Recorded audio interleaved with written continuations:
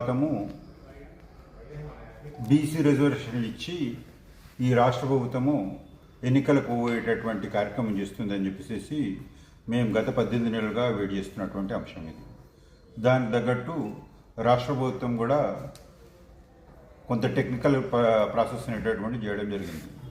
దాంట్లో భాగంగా మేము తీసుకొచ్చిన కులగణన తీర్పును ఉపయోగించుకొని కులగణన చేయడమే కానీ అదేవిధంగా సాంకేతిక అంశాలైనటువంటి విధంగా అసెంబ్లీ తీర్మానము, అదేవిధంగా క్యాబినెట్ తీర్మానము, అదేవిధంగా గవర్నరు, అదేవిధంగా రాష్ట్రపతి అనేటటువంటి టెక్నికల్ ప్రాసెస్ చేసింది. అయితే ఇక్కడ ఏంటిదంటే ఈ టెక్నికల్ ప్రాసెస్ చేసి చేతులు దొరుపుకొని కూర్చుంది. ఇదేంటిదంటే ఈ ప్రాసెస్ అనేటటువంటిది గతంలో కూడా ఎన్నో ప్రభుత్వాలు చేసినాయి. ఇవన్నీ కూడా ఇక్కడ కావాల్సినటువంటి నిజాయితీ చిత్తశుద్ధి మాత్రము ఈ రోజు వరకు రాష్ట్ర ప్రభుత్వం చేయలేదు. అదేవిధంగా కేంద్రంలో ఉన్నటువంటి బీజేపీ ప్రభుత్వాన్ని కూడా ఇది లెక్క ప్రకారం ఇక పెద్ద అంశం కాదు. ఎందుకంటే వాళ్ళు ఇది ఆర్టికల్ 42 ప్రకారము ఏదైతే రాష్ట్ర జాబితాలో ఉన్నటువంటి అంశంను ఆమోదు చేయడం ద్వారా వాళ్ళకు వచ్చినటువంటి ఇబ్బంది రాజకీయమైన ఇబ్బంది లేదు, ఇంకేమైనా ఇబ్బంది లేదు. అయితే ఏంటిదంటే వాళ్ళు దురుద్దేశపూర్వకంగా ఈ 42% రిజర్వేషన్స్ ఏవైతే రెడీగా ఉందో దాన్ని ఆమోద ముద్ర వేయడానికి అవసరమైనటువంటి లీగల్ ప్రాసెస్ చేయడం లోపల గత 2 నెలలుగా వీళ్ళు అవసరాన్ని మించినటువంటి జాప్యం చేస్తున్నారు అనేటటువంటిది ఈ సందర్భంగా మనం కేంద్ర బీజేపీని స్పష్టంగా ఆరోపిస్తున్నాం. అయితే ఏంటిదంటే ఇక్కడ అన్నీ కూడా అనుమానాస్పద లక్ష్యాలే.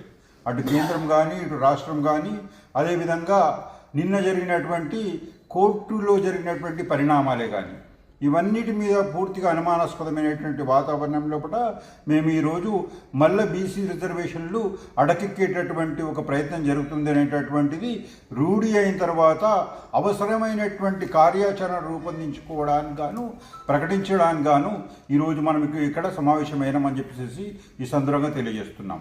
ఏంటిదంటే కోర్టులో 50% సీలింగ్ అనేటటువంటిది 2010 అనేటటువంటి దాంట్లో వచ్చింది.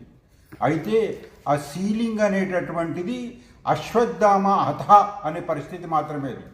పక్కనున్న కుంజర అనేటటువంటిది ఈ 15 సంవత్సరాలుగా కేంద్ర ప్రభుత్వాలు కానీ రాష్ట్ర ప్రభుత్వాలు కానీ అన్నీ కూడా అగ్రకుల ప్రభుత్వాలే కావడం కారణంగా ఈ కుంజర అనేటటువంటిది వదిలేసేసి ఆ 50% పరిమితిని అనేటటువంటిది వాడుకొని బీసీలకు రిజర్వేషన్లు రాకుండా చేస్తున్నాయనేటటువంటిది ఈ సందర్భంలో కూడా మేము అన్ని ప్రభుత్వాలకు పేరుస్తున్నటువంటి ఆరోపణ.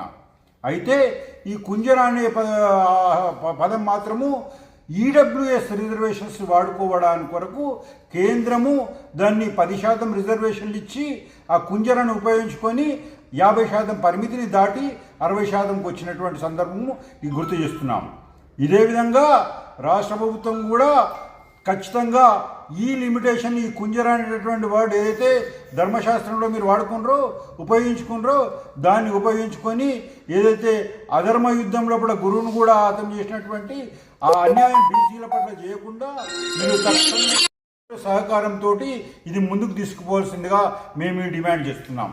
ఇక్కడ ఉన్నటువంటి రాజమార్గం ఏంటిదంటే తమిళనాడు పరిస్థితుల్లోనే కానీ ఈడబ్ల్యూఎస్ పరిస్థితుల్లోనే కానీ రాజ్యాంగ పరిరక్షించేటటువంటి విధంగా ఏదైతే పార్లమెంటు సవరణ జరిగిందో ఆ పార్లమెంటు సవరణ ద్వారా ఈ 42% రిజర్వేషన్స్ కావాలని చెప్పేసి మేము మరొక మారు స్పష్టం చేస్తున్నాం.